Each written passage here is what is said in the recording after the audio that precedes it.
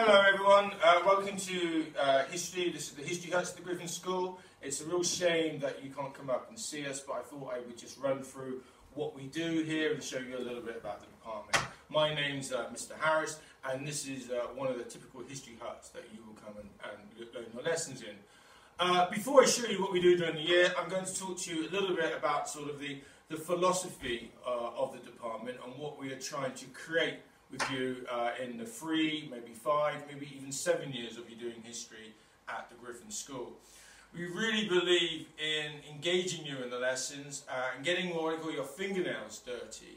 And that means getting involved in history. It's history beyond the classroom. We want you reading books, watching films, we want you going places, we want you digging things up and bringing things in, showing us what you got. And I want you to really engage in history and realise that everything is connected and everything is important, and you can apply what you learn from the past into things which are going on in the world today. I want you to have a passion for history, and I want you to become a willing, independent learner who's aware of the wider world and also the local world as well, and we can do that through the history lessons. So what I'm going to do now is just run through the 2,000 years with you that we would do in Key Stage 3.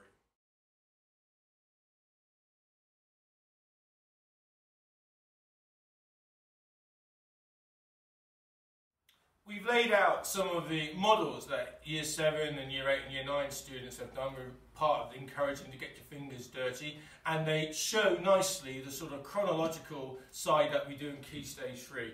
We aim to do 2,000 years of history, starting with the Romans, through the Anglo-Saxons, through the medieval, the Tudors, the Stuarts, the Industrial Revolution, and by the time you get to the end of Year 9, World War I and II.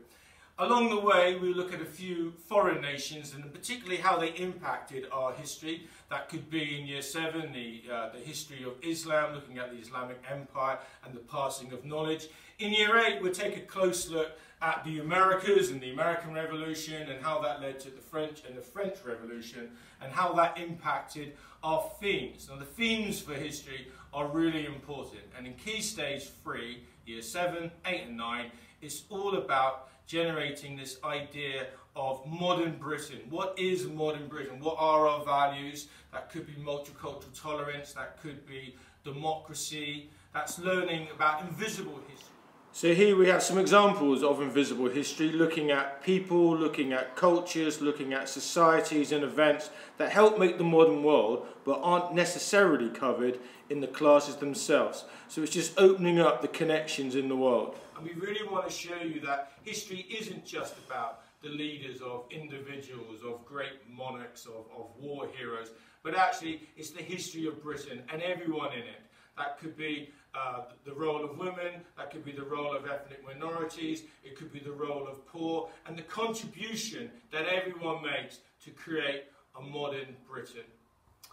Thank you very much for listening, and we really look forward to seeing you in Year 7.